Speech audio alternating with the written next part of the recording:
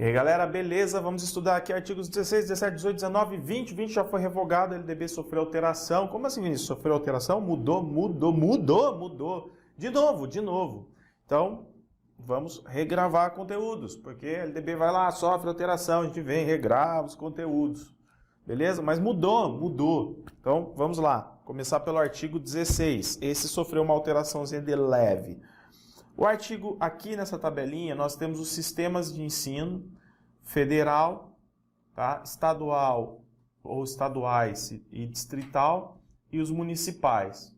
Ok? Então, o que na verdade, o que integra e o que está dentro de cada sistema desse? Nós já falamos anteriormente de organização do sistema educacional no Brasil, falamos de atribuições da União, dos estados, dos municípios, não é? Falamos de tudo isso, e agora a gente vai falar do que está dentro, né, o que compreende cada sistema.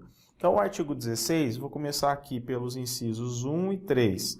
Então, o Sistema Federal de Ensino compreende as instituições de ensino mantidas pela União, ok? Então, todas as instituições que a União mantém fazem parte desse sistema. Você tem lá, por exemplo, a Rede Federal de Ensino, com institutos federais, universidades federais, Colégio Pedro II, não é? Os Cefetes fazem parte da Rede Federal de Ensino e são mantidas pela União. O 3 diz os órgãos federais de educação. Quais são os órgãos federais de educação? Nós temos dois importantes e depois existem outros, né, outras instituições vinculadas, que no caso a gente tem o MEC, o Ministério da Educação, e o Conselho Nacional de Educação. Tá? INEP, dentre outras fundações, CAPES e tudo mais, vão ser as instituições vinculadas. Bem, aqui o inciso 2, eu vou até mudar a cor porque esse foi revogado, esse é o anterior, tá? Então, o inciso 2 dizia assim: as instituições de educação superior criadas e mantidas pela iniciativa privada. Tá vendo? Porque assim, aqui, ó, a Rede Federal, por exemplo, o Instituto Federal, eles todos foram criados por lei, né? Então, beleza, a União mantém a Rede Federal de Ensino. Só que aqui nós estamos falando das instituições de educação superior, né? Detalhe, aqui nem todas são superior. A superior, criadas e mantidas pela iniciativa privada, antes integravam o Sistema Federal de Ensino. E agora, Vinícius? Mudou. Essa palavra criadas a gente não tem mais.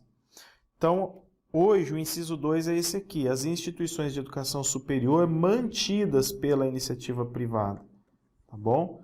As instituições de educação superior mantidas pela iniciativa privada, tá? Mantidas pela iniciativa privada, fazem parte aqui, no caso, do Sistema Federal, olha lá, de Ensino. Tudo bem? São as mantidas. Por quê?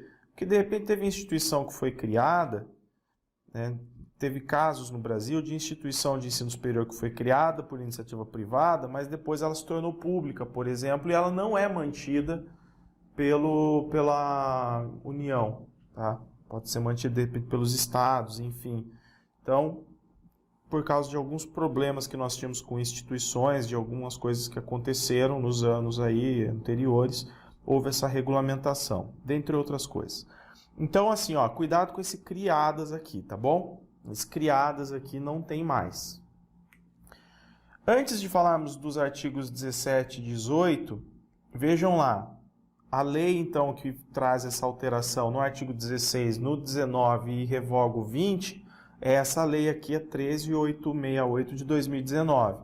Ela alterou as leis 4.024 de 61, que é a primeira LDB, e a 9394 de 96, que é a LDB atual. Muita gente vai perguntar assim: poxa, mas a 4.024, essa lei já não foi revogada? Ela foi revogada pela lei 9394 de 96, pela LDB atual, mas não foram todos os artigos. Tá? Então, aqueles artigos que dispõem sobre o Conselho Nacional de Educação, eles ficaram vigentes. Inclusive, eles sofreram alteração em 95 por uma outra lei, que foi a Lei 9131 de 95. As próprias disposições transitórias da LDB falam disso. Então, no que diz respeito às disposições sobre o Conselho Nacional de Educação, a Lei 4.024 ficou vigente, tá? E ela sofreu uma alteração lá no artigo 8º, na verdade, no parágrafo 3º dela. Ó. Aqui não é 4.020, tá, gente? É 4.024, que é justamente essa lei aqui. Então, ela sofreu alteração onde? Lá no artigo 8º, no parágrafo 3º dela. Então, aqui eu coloquei só para você ver onde foi, porque nós não vamos discutir isso agora. Então, essa Lei 13.868 de 2019, no artigo 1º dela já, ela dispõe, esta lei altera as duas leis e tudo mais, para incluir disposições relativas às universidades comunitárias. Uma coisa importante, vamos falar um pouquinho das universidades comunitárias, é o seguinte, as universidades comunitárias já existiam, depois elas foram regulamentadas em 2013 por lei, eu já coloco a lei para vocês, e agora elas são reconhecidas pelo Sistema Federal de Ensino, tá bom? Então, houve uma evolução aí, vamos dizer assim, com relação à importância das universidades comunitárias. Então, sobre elas, deixa eu pegar um espacinho, vamos colocar aqui o seguinte, o C, tá? Universidades comunitárias. Pronto, que eu estou com preguiça de escrever aqui, tá aí, universidades comunitárias. Vejam, as universidades comunitárias, gente, elas foram, então, vamos colocar aqui, ó, construídas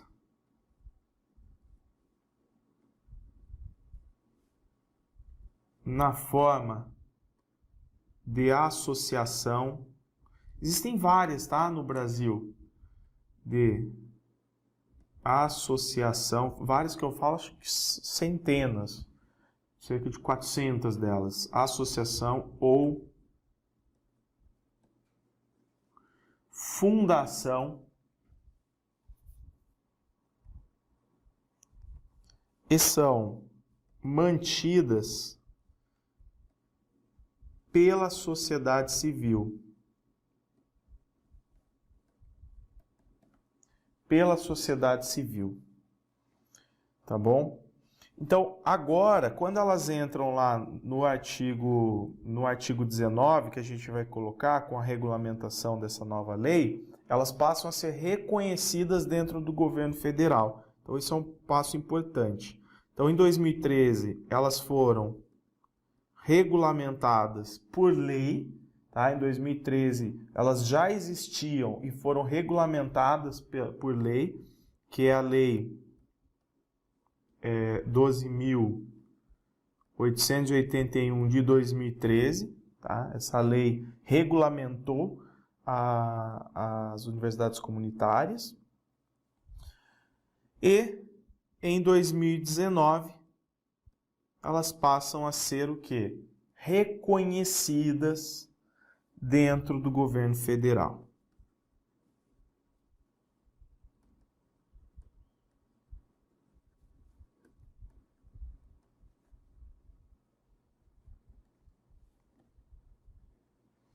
Dentro do governo federal. Beleza? Assim, dentro de uma universidade, então tem uma associação, né, que vai, normalmente é uma associação que administra a universidade comunitária. Os alunos, eles vão pagar uma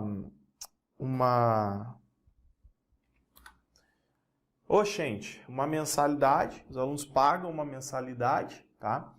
Só que como não tem fins lucrativos, que eu vou colocar aqui também, eu acho que esqueci de colocar, tudo retorna para os alunos. Então, são faculdades, universidades, né, comunitárias, elas normalmente têm muitos projetos de extensão e elas precisam ter, porque elas têm que dar retorno para a comunidade, né? Aliás, os recursos, tudo vem de associações e tal, vem da sociedade civil, então, e não tem fins lucrativos. Por mais que os alunos, de repente, paguem algum valor, é mais para manter mesmo a qualidade e para que tenha retorno para os próprios alunos, tudo bem? Então, eu vou colocar num cantinho aqui, antes que eu me esqueça, observação sem fins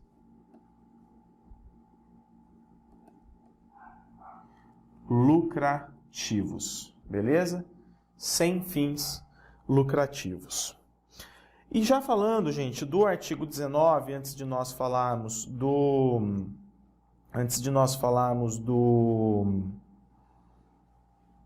17 e do 18, então ele diz assim, o 19, as instituições de ensino dos diferentes níveis classificam-se nas seguintes categorias administrativas. Então você tem que ficar atento lá na tua prova com isso aqui, ó, categorias administrativas. Então quando nós falamos de instituições de ensino de diferentes níveis, não só da educação básica nem só do ensino superior, elas são classificadas em categorias administrativas. Que é muito simples, são 3, né? A própria lei já traz aí. Elas são as públicas, as privadas e as comunitárias. Tá? Então, públicas, privadas e comunitárias, tranquilo. As públicas são entendidas, assim entendidas as criadas ou incorporadas, mantidas e administradas pelo poder público, tá bom? Então o poder público ele foi lá, ou ele criou ou ele incorporou.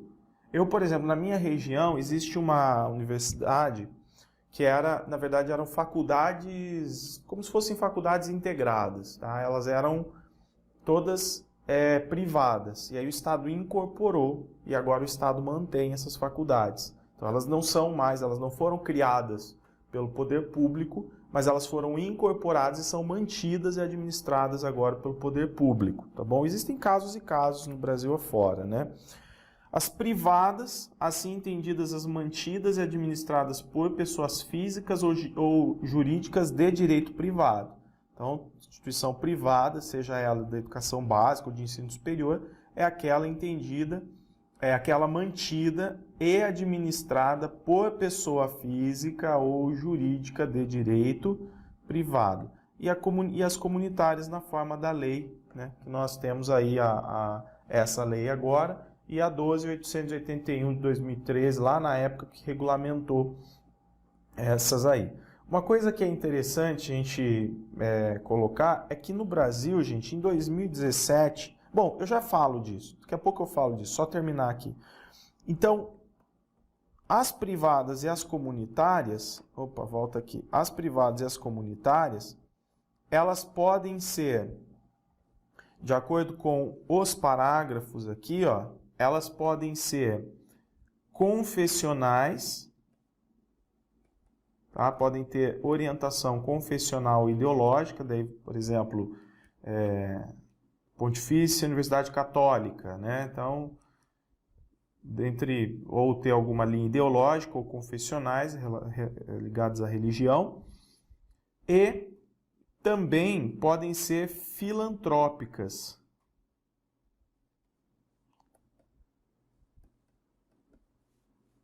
Ok? As públicas não podem ser confessionais nem filantrópicas. Por quê? Primeiro, porque o Estado é laico, né? O Estado é laico. E segundo, filantrópica, porque a educação pública, quando eu falo que o Estado oferece educação pública, não é filantropia, é um direito do cidadão, tudo bem? Então, isso tem que ficar claro. E no caso da pública aqui, então, o Estado é laico. Ó, vou escrever aqui. Se o Estado é laico, a gente não pode ter, mostrar lá para você, a gente não pode ter o Estado, né, uma faculdade pública que seja de natureza aqui, confessional, ideológica e tal.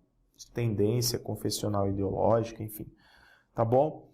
Então, somente as privadas e as comunitárias é que podem seguir essas orientações, confessionais ou ideológicas ou filantrópicas.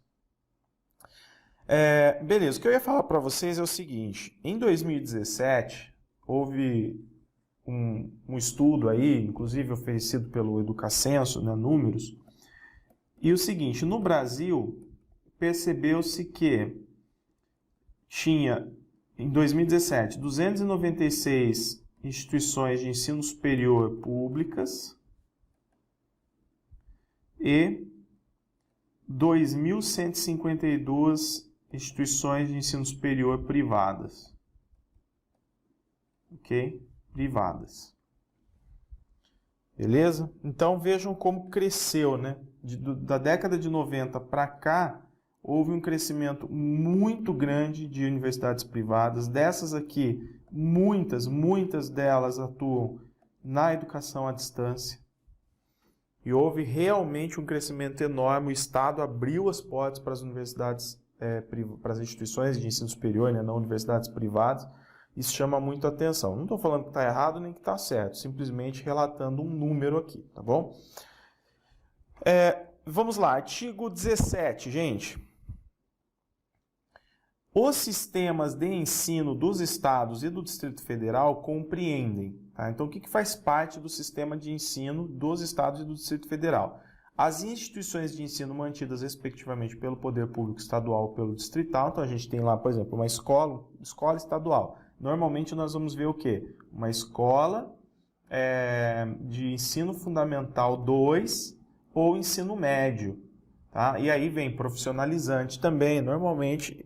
São essas que nós vamos ter aí como estaduais e que fazem parte do sistema estadual, e aí no Distrito Federal nós vamos ter as distritais.